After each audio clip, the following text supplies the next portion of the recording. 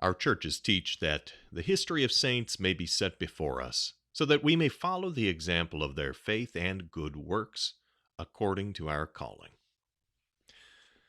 One of the things that we don't always do a very good job of in the Lutheran Church is understanding that there are individuals we can look at and imitate their faith. We have people that we can look at as examples of the Christian faith.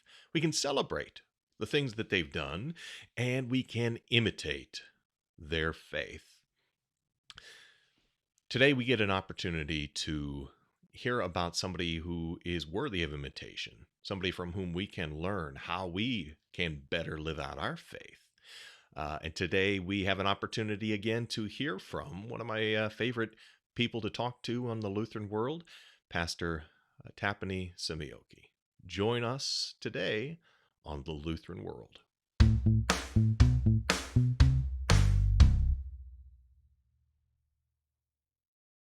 All right, it is an honor to welcome back Pastor Tapani Simojoki. And Pastor, can you tell us a little bit about your dad? Give us a background before we jump into the work that he did. Well, thank you, first of all, for inviting me back. It's a great joy to be with you. And can I commend you on the confidence with which you pronounce my name correctly? It's not something I hope I don't butcher it too badly. No. You got it absolutely right. So my father, late father, he died just coming up to 2 years now in July. At the age of 75. His name was Anssi Simojoki, Anssi, which rather fortuitously is a kind of Finnish corruption of the name Anselm. Yeah, interesting. And his friends nicknamed him Anselm of Nairobi for reasons that will become obvious as I tell you a little bit. So he was born in 1944 on the day of the armistice between Finland and the Soviet Union in the Second World War. His father was a professional officer in the Finnish Defense Forces, but our family, I can't remember if I mentioned this last time, but our family has a long line of pastors going back to the late 1600s in roughly every other generation. So his grandfather was a very impressive clergyman, and his own brother, he had one brother, and they're both pastors. And in my generation too, we got I think currently 4 pastors amongst the cousins.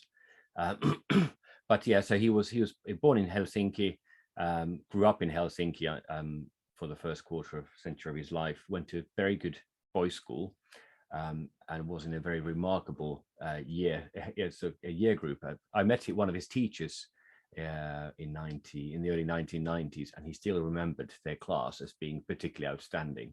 Wow. And he got a classical education, so 7 years of Latin, 9 years of German, English only for 3 years, which is something he came to recruit. So he had a real gift for languages. So by the end of his life, he was fluent in Finnish. He passed for a native Swedish speaker, spoke German. He could read and write and speak Latin. He read Greek and Hebrew. He had Russian, and he was completely fluent in Swahili. Is that all? Is that all? And he had this, and the gift that he had, which turned out to be a wonderful gift for the church as well, was he had an extraordinary memory. He read enormously fast. He could read some hundreds and hundreds of pages in a day, and he remembered everything.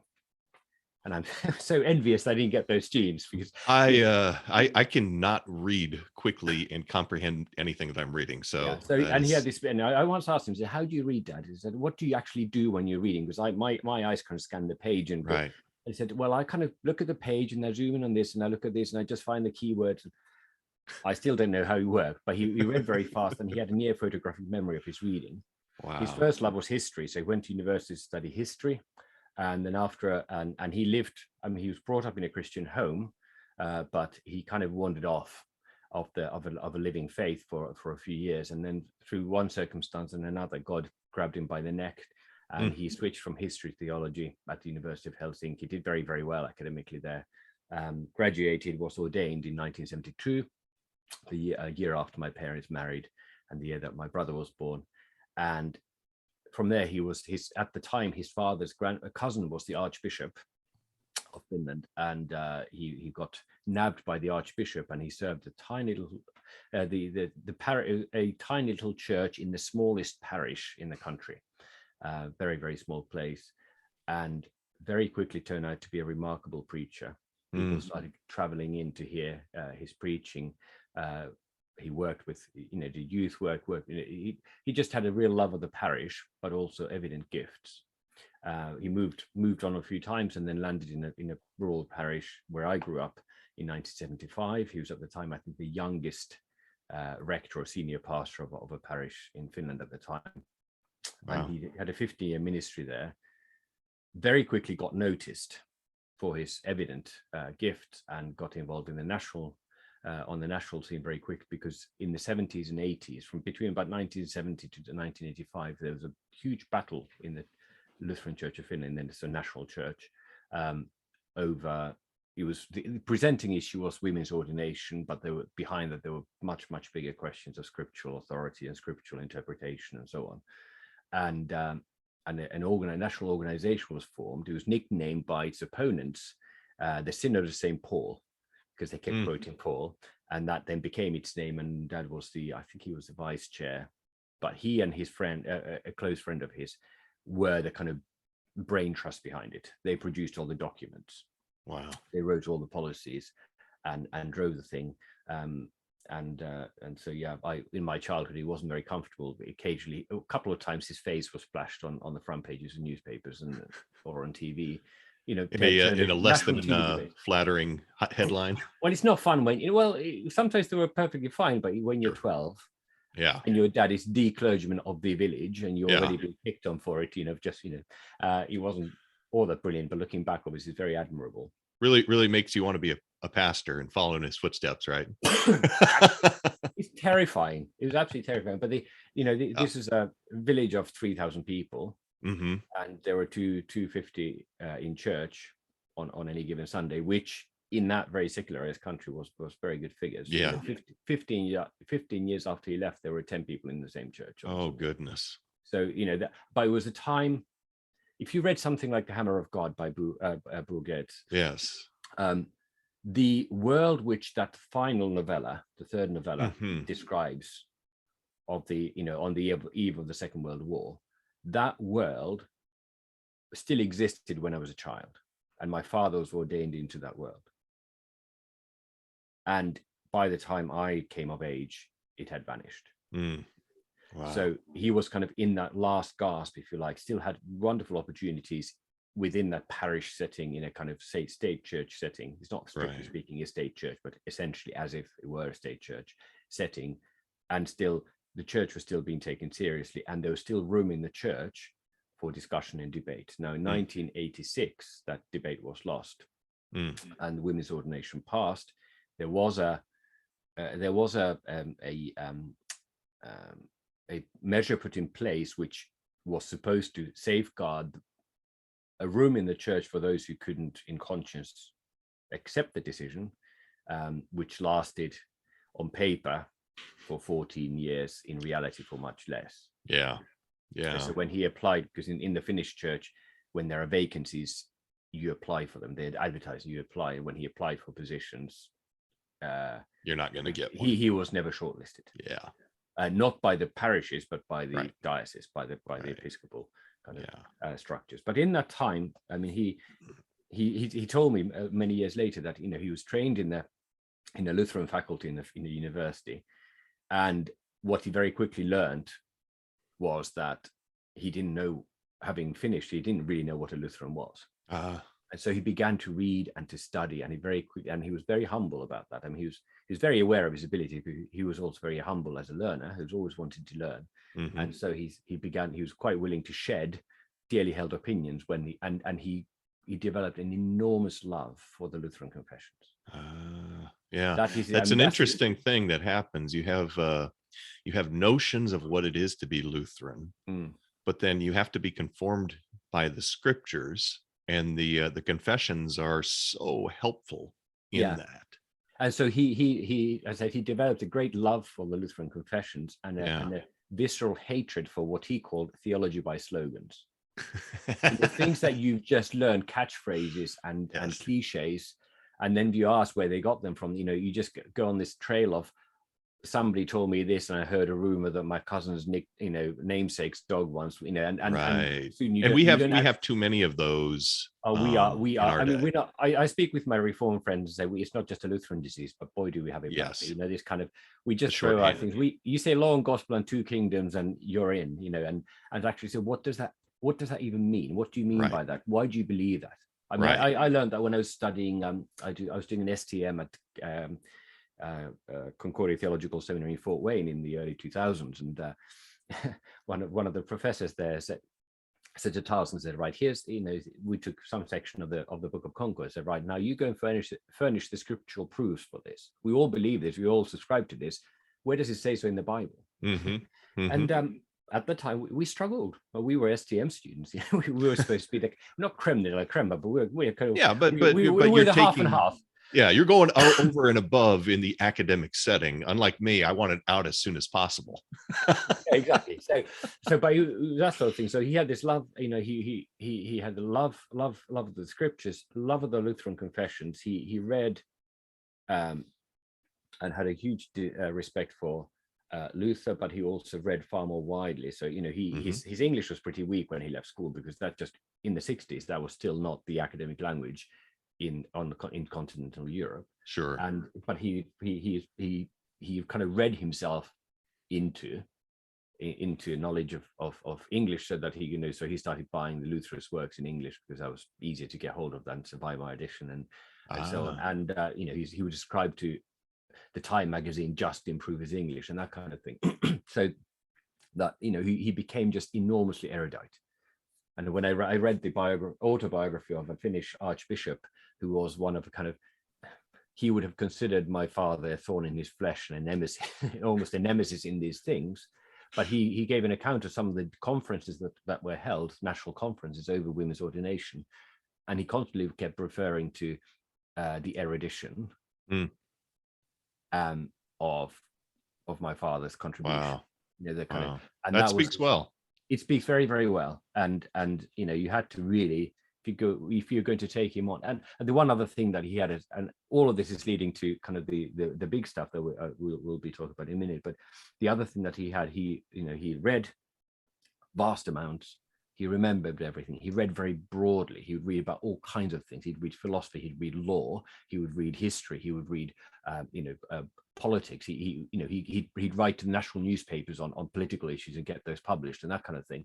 He just, had this enormously varied interest, but he had this rare gift that he was able to synthesize all that learning.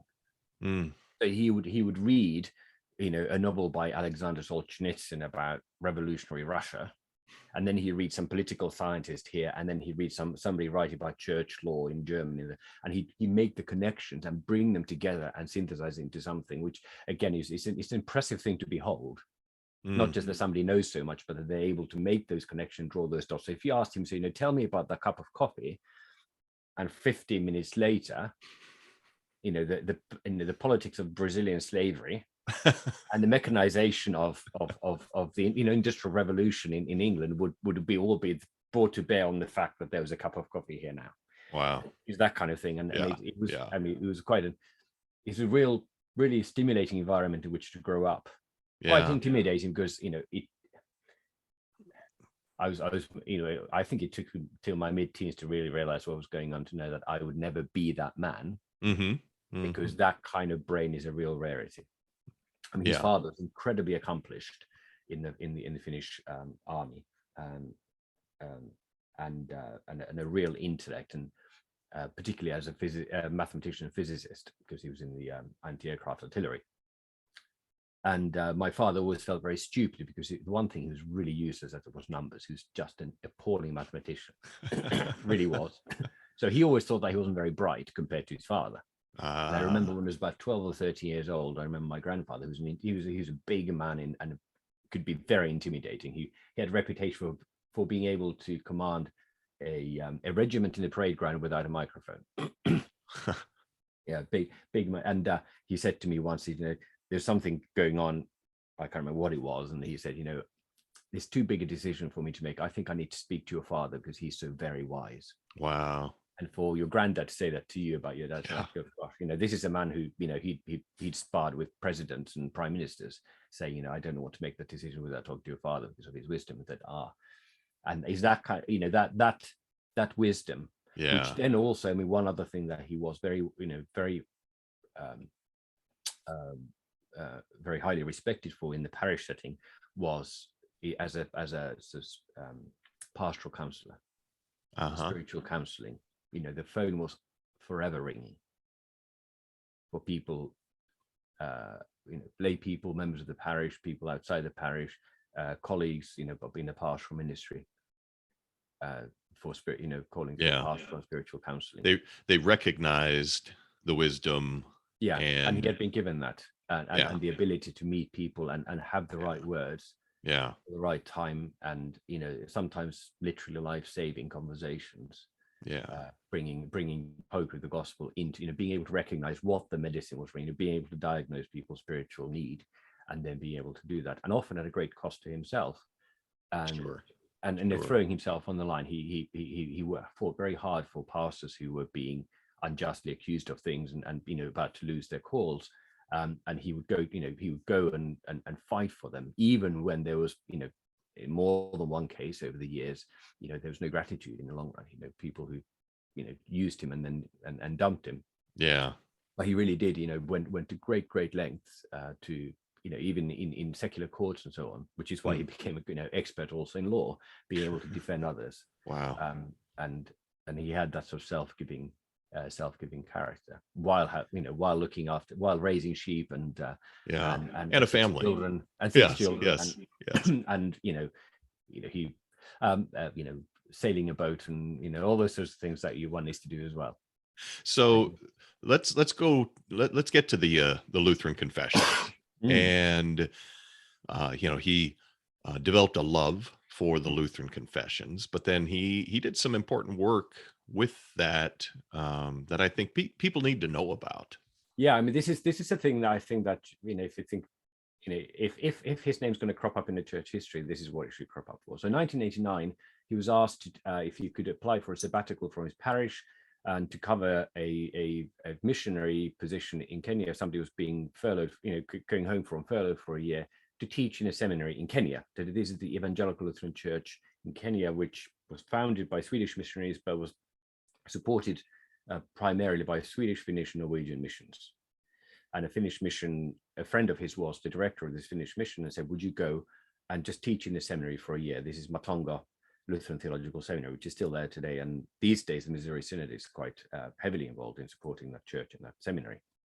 I believe the current president of the seminary is in fact a Missouri Synod missionary, if I remember correctly. So we went for a year, just for a year. By Christmas, they asked if he could stay not in that seminary, but take up a parish position in Nairobi. And my parents kind of talked about it and thought, that sounds like fun. He applied for an extension for his leave of absence. That was denied. So he decided to resign his call in Finland and stay. And then we, as children, I was 16 at the time, so we had to kind of decide, are we going to stay? Are we going to go back?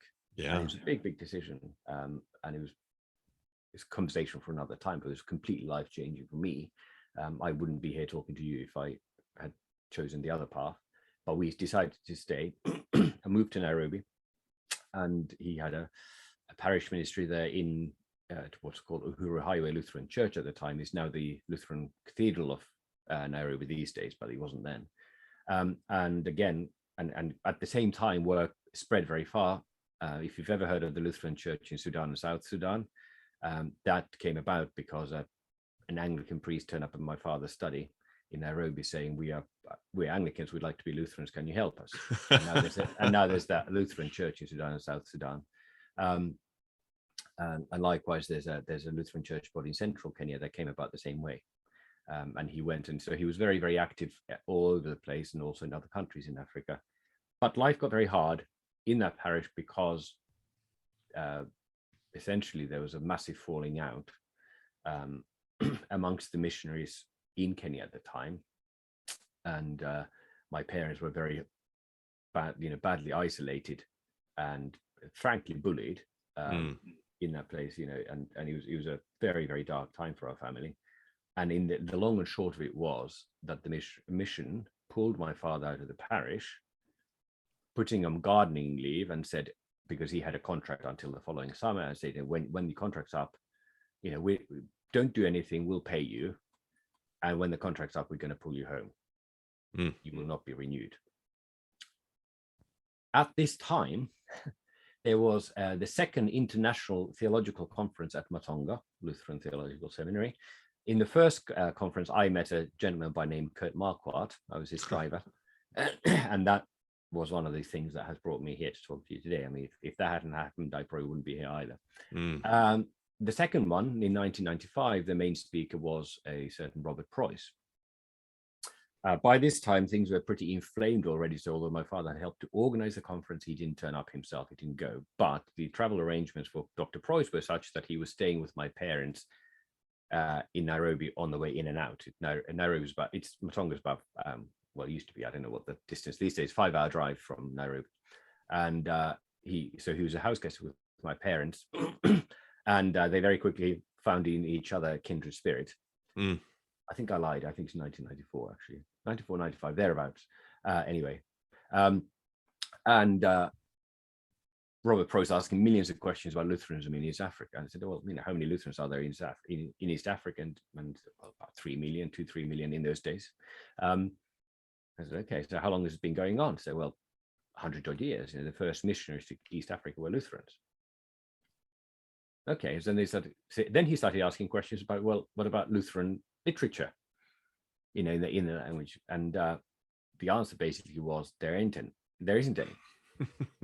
You can buy English books if you've got a lot of money. You can buy Concordia Publishing House books or whatever in English, but there aren't any in the local. Swahili is the language of East Africa. It was the language of the slave trade, and therefore it's so spread there.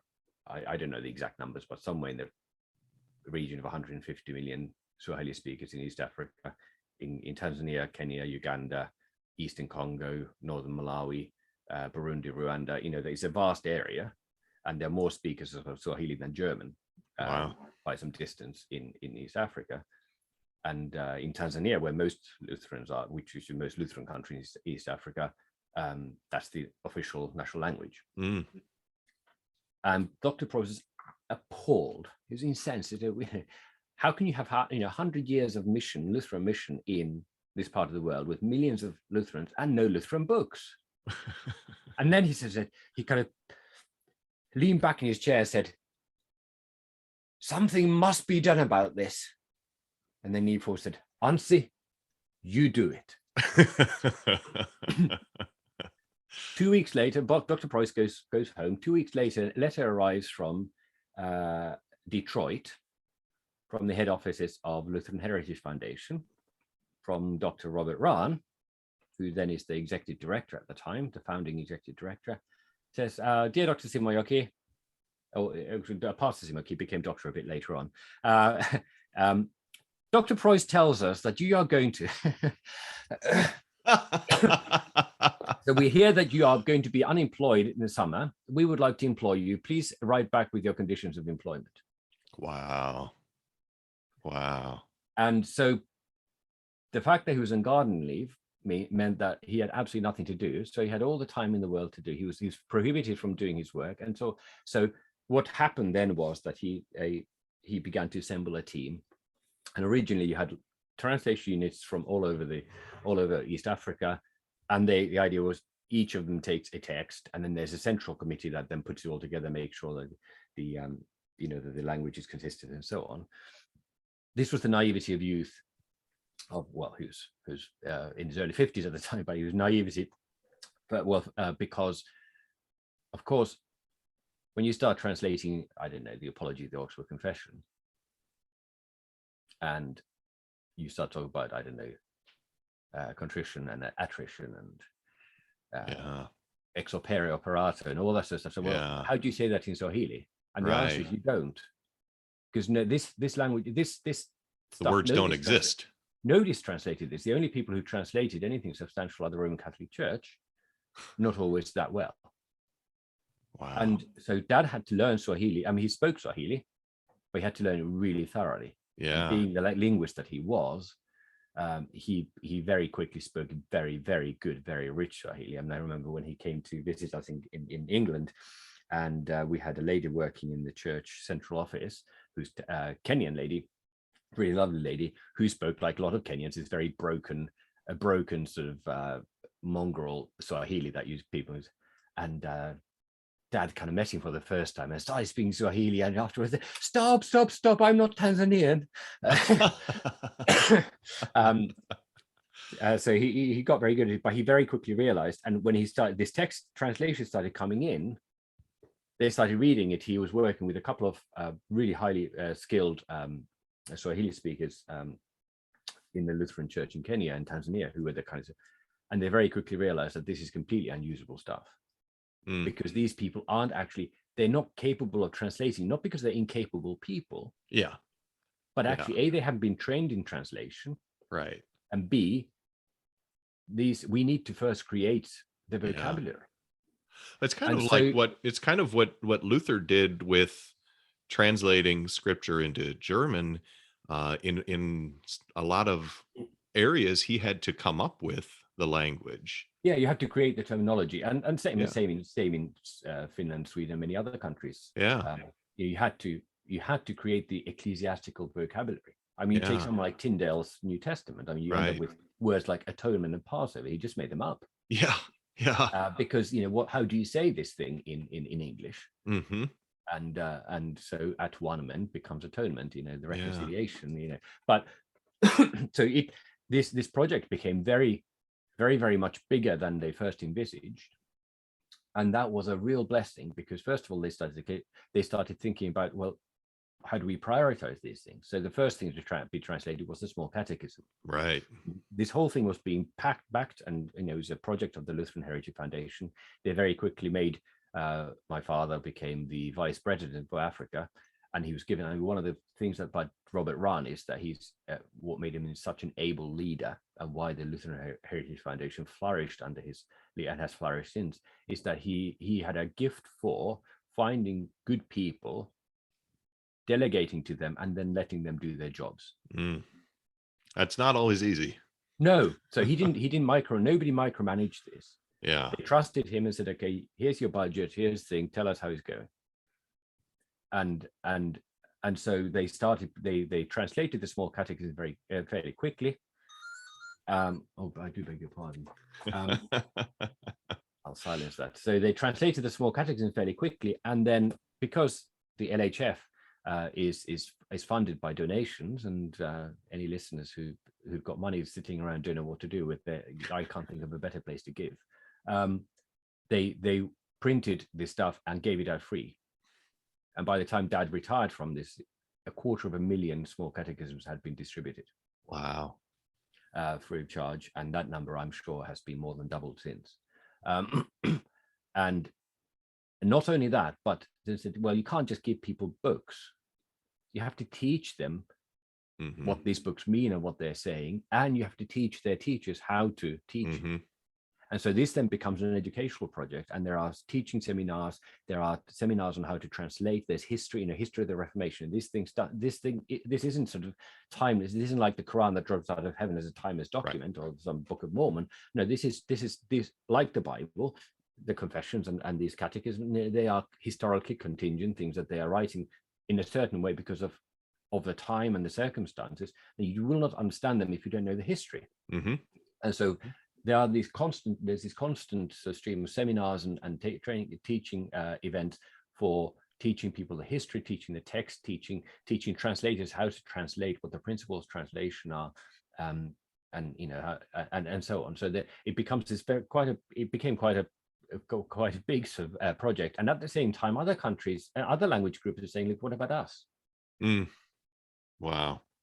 And so, although my father wasn't directly involved in producing them, but there's a Book of Concord in Amharic, which is the kind of dominant language in Ethiopia. Yeah, and that all came out of the same kind of stream. He would visit West Africa, Central Africa, Southern Africa, Madagascar, all over the place. some large churches, some very small churches, but all this. What about us? And wow. So I can't tell you. My brother works, my younger brother, who's also a pastor, he works in business, but he also works for the Lutheran Heritage Foundation, or and helps coordinate the work in East Africa. And he would be able to tell you. And maybe I should have asked him before I came. Well, maybe that's another interview to set up, right? Yeah. But all the languages in which they work and all the different. It's like, if you go to a country like Kenya, yeah, Kenya is a creation of colonial authorities. Right. The maps of Africa are largely drawn in staterooms in Europe. Yeah. In the late 1800s and early 1900s. And so what is Kenya? It's a collection of tribes, and those tribes are languages. So Kenya alone, which is not as diverse as many other larger countries, it's got in excess of 40 different languages being spoken as a mother tongue. Right. If you're a typical Kenyan, especially outside the cities, you will learn your tribal language as your mother tongue. Then you go to primary school in Swahili, and then English is the kind of secondary school language. So everybody's at least trilingual. But if you really want to teach the faith, you want to teach it in people's heart language, in the mother tongue. Right. And so in Kenya, you don't just want to have a Swahili catechism. You want to have a Kikuyu catechism, and a Luo catechism, and a Kisii catechism, and a Gamba, and Luya, and so on. All these languages, and so these are being translated all the time as well. To cut quite a long story short, it took many, many, many years. Then first came the small catechism, then came the large catechism, then came what they call the mini Book of Concord. So you had the catechisms and the Augsburg Confession. What's the mini book of kind of the core texts? Yeah. And it wasn't until my father retired in December 2010. After he went to Kenya for a year, stayed for 20. And it was a really long year. It was a really long year. It was like when your parents say to you, "Just 1 minute, darling." That's right. Yeah, parents. No, end of 2009. I'm sorry. At very end of 2009, he retired after 20 years in Kenya. My mother, in this meantime, had worked for the Finnish government in the Finnish embassy in development aid for most of that time, and they returned to Finland. To very much changed Finland after 20 years. I can imagine. And the work was taken over at the time by Pastor James May, and and for all sorts of reasons that I won't need to go into now, but the Lutheran Heritage Foundation Africa, which is registered in Kenya as an organization, was supplemented by a second organization called Lutherans in Africa. Right. Just to give it a little bit more autonomy to operate in Kenya, but under and Pastor May then sort of oversaw bringing this thing over the finish line, getting the thing, especially mostly it was a matter of just making sure that it all gets put together and printed. And I think the official publication date for the Book of Concord in Swahili is January 2011. Okay, so it now is completely translated and published. Translated, published, and distributed, and in stock. Wow. And it was launched in Tanzania. The Lutheran Church in Tanzania is a little bit like the ELCA in America, in that it's a sort of collection of different church bodies. So each different diocese of the Lutheran Church in Tanzania, or not every one of them, many of the different dioceses started off as independent church bodies that were brought together, and therefore it's very, very diverse. And there are a couple of dioceses in that church which are conservative, confessional, and wish to be so. Others are very, very liberal, and anything in between. And the diocese of Arusha on the northern on the Kenyan border in the north, around Mount Kilimanjaro, is where is one of these places that was very, very keen to work with this project, and that's where it was launched. It was a very very moving event, because some people may in America may know the name Wilbert Kreis, who was a pastor and professor in the Lutheran Church in France, a sister church of the Missouri Synod, incredibly learned man. And he was one of the people who he came over. He had been helping with, he'd been come over to teach, and he came and he gave a lecture at the launch of the Book of Concord on one day. Then he went to bed and never woke up. Oh, wow.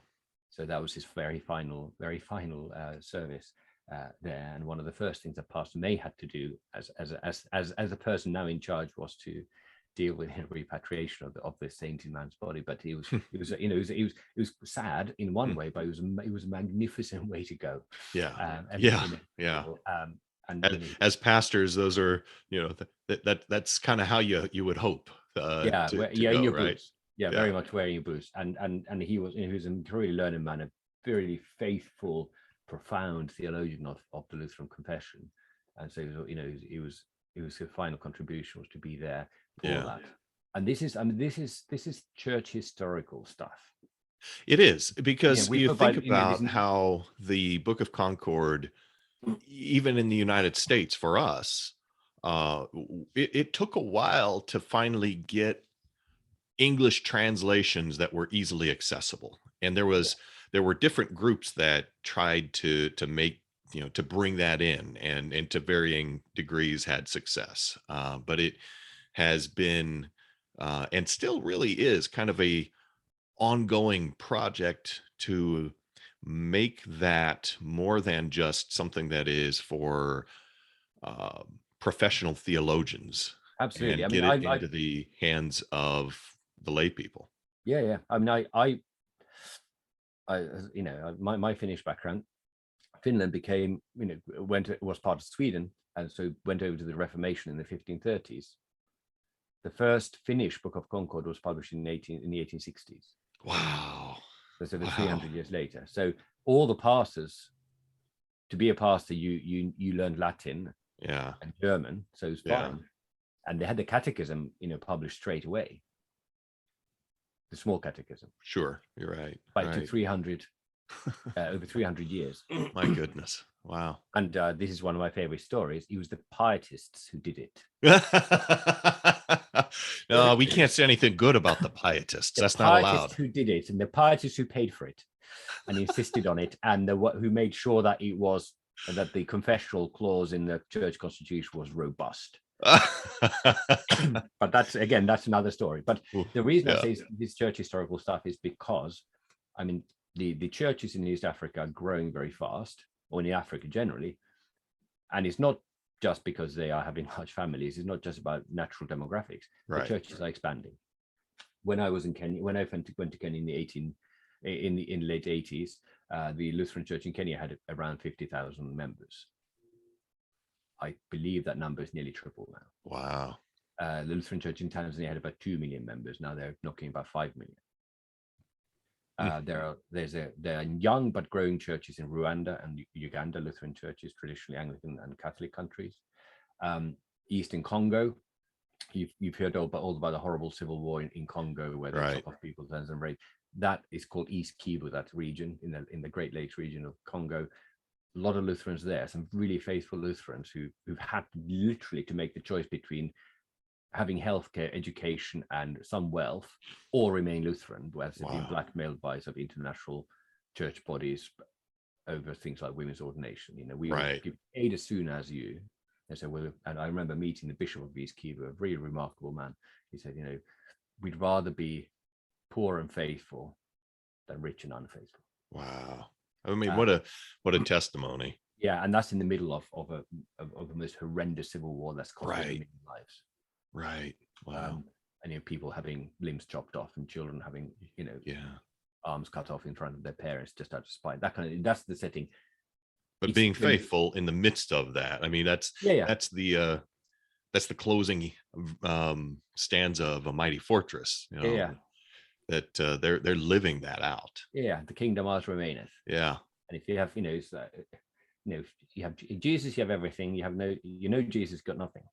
And whatever you think you have, you don't have, and it always isn't worth having. So it is into this world that this book's coming. Yeah. And this is and these are churches that are growing very fast. And they need it. And they need it. And the churches that planted these churches in Europe have long lost their own treasures.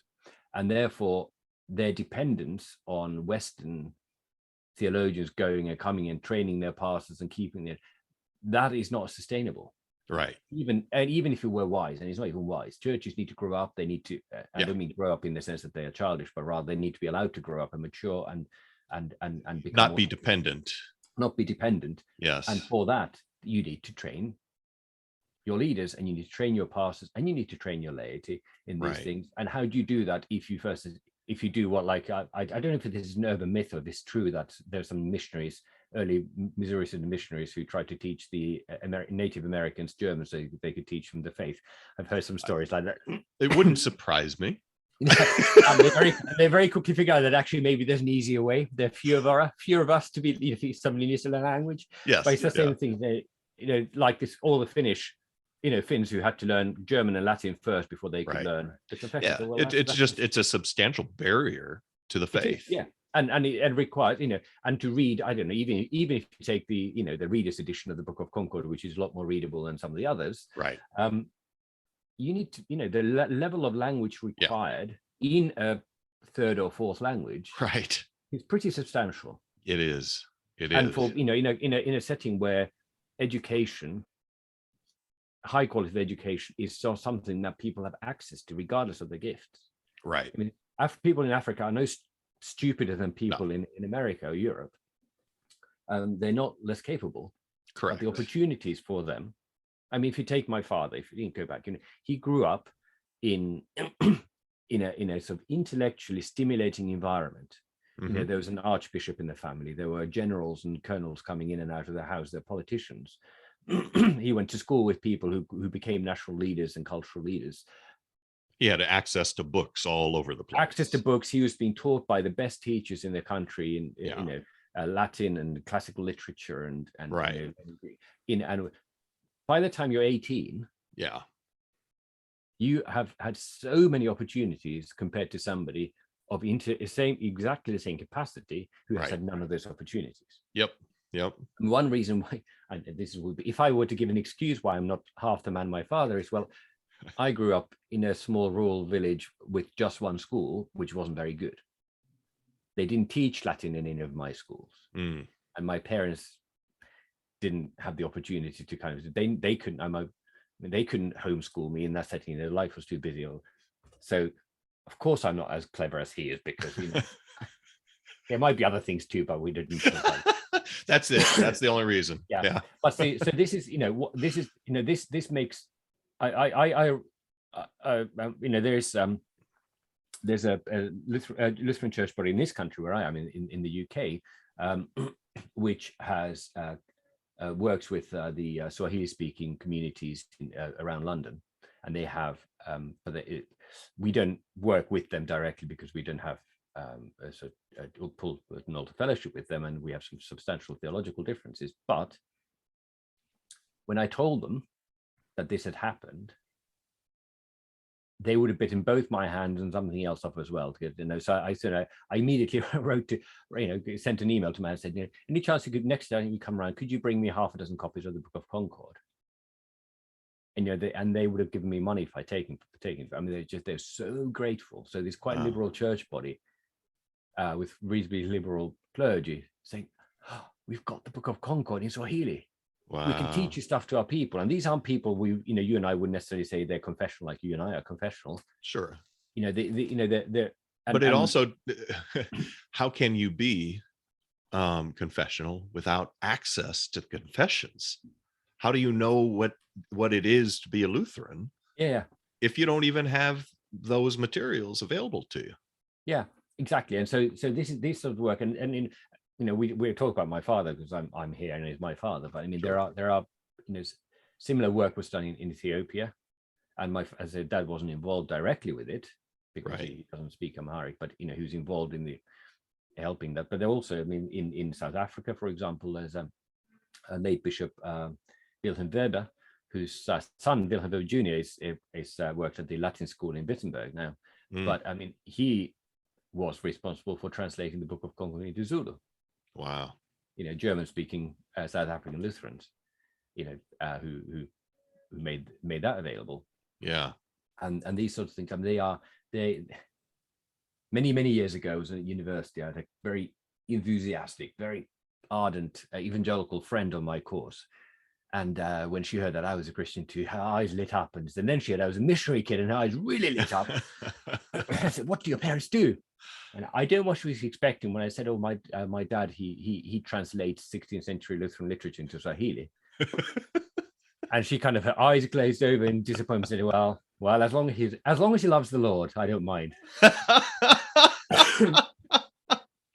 That's great. But that really unglamorous stuff, that Yeah. doesn't feel stadia and requires working with dusty old books. I mean, Yeah, but it's the long-term impact of yeah, that, exactly. I mean, and the way in which his willingness to be faithful to the Lord and to follow where the Lord was leading, and then getting into the midst of something where he might have said, "What, well, God, why in the world did you put me here? What a mess!" And then God has this plan in mind all along, where he has placed him in just the right place, has just the right person come to visit him, so that this work can get done. Yeah. It's really remarkable. I mean, nobody had heard of him in America. Yeah. Yeah. But somebody had heard of Dr. Price. And, I don't think my dad knew Dr. Price. As one of his colleagues who'd kind of come across his name. Mm. And what a different, the world changed. Yeah. The church changed because of that evening. Wow. You do it. And he used and a willingness on both of their parts to say, we need this material to be available to all of these people, and then you have all of this other, you can look, you keep pulling on the string, and you have to go back to, okay, what about the Lutheran Heritage Foundation, and how did that get started, and how did that get funded? And there's a whole trail of things that required faithfulness on the part of God's people. Required failure. Yes, and a willingness to fail. I don't know if you or anybody watching this knows the history of the Lutheran Heritage Foundation, but that wouldn't exist if Robert Rahn had a successful parish ministry. Okay, he was de-rusted and as a result, we end up with the Lutheran Heritage Foundation. Is that right? Swahili Book of Concord would not exist if my father had been successful in his mission, as a missionary, and hadn't been fired. Yeah. That wouldn't have happened. And he also, there are all sorts of other things.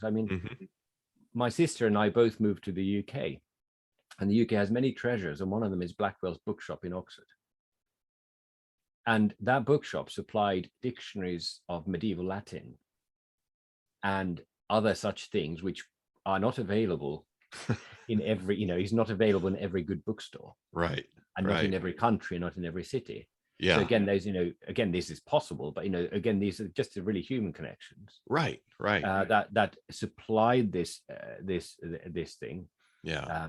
But I would really urge anybody who's listening to this or watching this to visit the Lutheran Heritage Foundation website, and just as an exercise and encouragement, go to the publications page and just click, and there's a drop-down menu of languages, and just pick on a random language, one that you haven't heard of, find out Wikipedia where it comes from, and then look at what's been done. This is just one part of an enormous thing which started in Russia and Latvia in the early 90s. Yeah. And the impact it's made. I have we have a lot of UK has a lot of people working here from Eastern Europe, especially the Baltic countries and Poland, so Latvia, Lithuania, and Poland in particular. And I have members in my church who came back a second Sunday because I had on the book table books, catechisms and such like devotionals in Latvian. Wow. Produced in Latvia by the Lutheran Heritage Foundation, and then shipped over here at my request. And they came and said, stuff in my language. So they came back, and now they know this. So these things really, really matter, and it's something definitely very much worth supporting. I should just quickly mention what happened after 2009, because Dad came back to Finland, and there was one more project left in him. He spent the last few years of his life writing a family history, which is very interesting to me, but not necessarily for the rest of the world. But in the years in the years that after his return, the Evangelical Lutheran Mission Diocese of Finland was founded, which is now, has been in the news a lot, with the bishop being. Yes, and we have members at my congregation that were part of that church body before coming here. Oh, how wonderful! Yeah. Okay, brilliant. Yeah. And I should say the bishop is one of these cousins. He's one of my cousins, so he's a part of the same cabal, but or cartel maybe. But he was preceded by a thing called the Lutheran Luther Foundation Finland, which is still a sort of legal entity, financial entity behind the diocese. But that title itself came from a lecture given by Dad in 1997. So he was involved from the beginning in that way. But he then, in his retirement, served one of the new congregations of this diocese, conducting services, preaching, and so on. But they very, very early on decided that they need a hymnal supplement. There's a hymn book used in Finland, but it's got flaws, weaknesses, and gaps. Mm-hmm. And they wanted a hymnal supplement, and my father was asked to become the chairman of the committee. And one thing I haven't told you about is that he was also a published poet. Well, in his spare time. In his spare time, so he had, and this gift came to use. It was just a hobby. Yeah. And then 2010 onwards, he said he had this thing that this tap turned on, and he would just sit down and start translating hymns, and they would just flow. Wow. And he come across a hymn and said, "I'll translate it." So there's a collection of Lutheran hymns, new hymns, or previously unpublished hymns from Finland, English hymns, German hymns, modern German hymns, African hymns, all sorts of things being translated. I haven't counted again, but he's probably personally responsible for probably about a quarter of the texts, a quarter to a third of the text in there of 200 hymns. That got published a few years before he died. And said the moment that got published, no more poetry came out. Huh. He just stopped. That was it. That was the last time he ever translated anything into verse. Wow.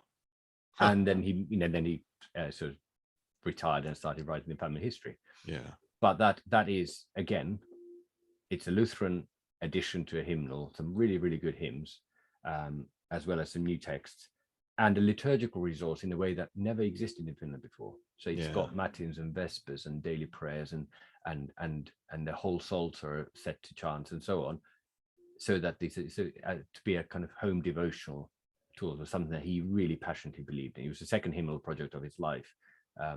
First one was in the 80s, and this was the second one. And this is the last thing I think to say, because I'm conscious of our time, that he was passionate about the scriptures, and as an extraordinary preacher. Mm. I mean, he could preach for an hour and not lose a single hearer. But he was passionate about the Lutheran confessions, mm-hmm. and the confessing of the church, which is why Dietrich Bonhoeffer was one of his heroes, even when he disagreed. They both agree. The church's job is to confess. Yeah. Confess the truth. And he was a man of the church. This was not an academic exercise. This was not an ego trip. This is about building the body of Christ, not counting the cost, and also not counting not counting your beams. Right. Simply because it's the thing to do. Yeah. And almost all the things that came to flourish in his life were things that hit him rather than he hit on. Yeah. But a willingness. A lot of projects that he had in mind. He has some really ambitious projects. Yeah. Most of which never came off. Yeah. It reminds me of Paul on his missionary journey, wanting to go into Bithynia, and the Lord not letting him go where he had planned to go, and redirecting him. Yeah. And then that happened all the time. to serve. Yeah. And the Lord's going to do what the Lord's going to do, and what you think that might be isn't necessarily what it will end up being, but it will be good. The impact that my father's work in Nairobi as the parish pastor was, in the long run, minimal. Yeah. It left very little mark, I think. It's the only time that, he did something for several years that it didn't really leave a mark. But there are two growing Lutheran church bodies that are not in Nairobi, but that started in that study in Nairobi. There's the Book Wow. of Concord in Swahili, and those hundreds of thousands of catechisms in Yeah. multiple languages around the world. There was no Lutheran Heritage Foundation in Africa at all in 1995. Yeah. And now it operates, and they produce books for Yeah. several countries all over that enormous continent. It really is a remarkable thing that's being done. And if you go to the website, you can just see all of the various languages that they're doing work in. And people may be familiar with Lutheran Heritage Foundation from the Good News magazine. Yeah. They've seen that. Yeah. And those are wonderful. Those are Yeah. wonderful. And they're making one of the those first things they available in various languages as well. including Swahili. That's one of the Yeah. first things they did. So Good News magazine, yeah. yeah, great material. And I think this is a good reminder for all of us to be faithful to the Lord in the place in which he places us, and understand that the part that we play in the kingdom of God might be different than what we anticipated, but that as we seek to be faithful to him, as we are bold in doing what God gives us to do, that the Lord is at work. Yeah. And and I think with that, to be uncalculating, to do things because they're worth doing. I mean, not because you see there's going to be an instant payoff. Yeah, to study 7 years of Latin. Yeah. Or 9 years of German, and to acquaint yourself with things that seem to have no relevance, and which you never know when they're going to be useful. Yeah. He went to evening classes learning Russian. What on earth for? I don't know. But one day a Russian bishop arrived in the parsonage, and it made a big difference.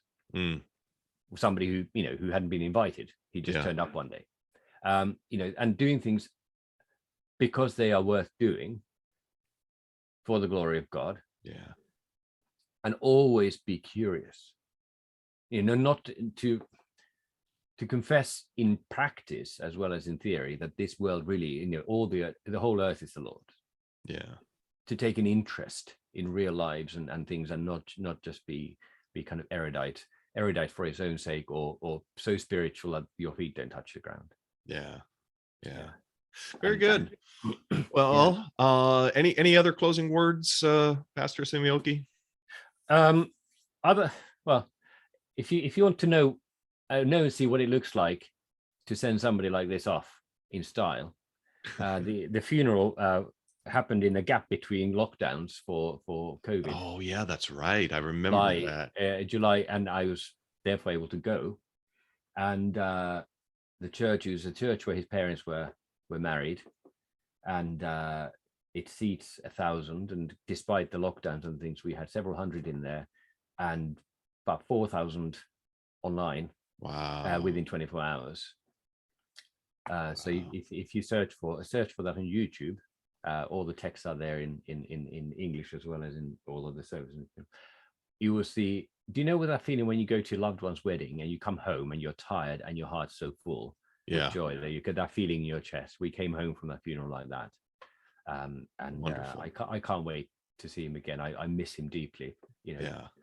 He was my father, but he's also my bishop in many ways, and my kind of my own private personal brain trust.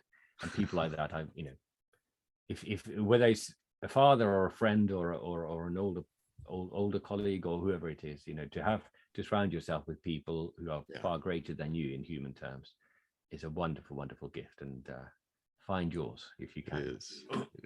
Very good. Well, Pastor Samioki, we appreciate your time and your willingness to share about your dad. And next time, we're going to be talking a little bit about your love of Bach. So we'll look forward to that. I can't wait. Thank you so much, and God bless you. All right. God's blessings.